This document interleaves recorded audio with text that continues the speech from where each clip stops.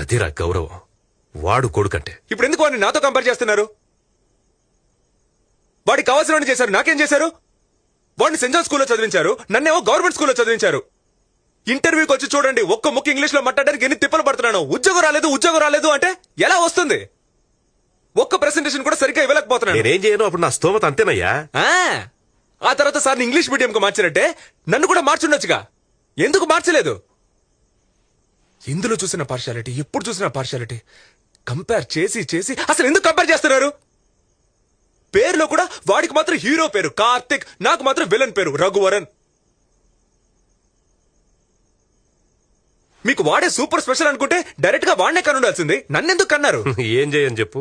ముందు నువ్వు పుట్టావు, ఆ తర్వాతే వాడు పుట్టాడు. Super, very good. అట్లీస్ట్ ఒప్పుకుంటున్నారుగా అవును నిజమే అని. ఇంకేం మాట్లాడను?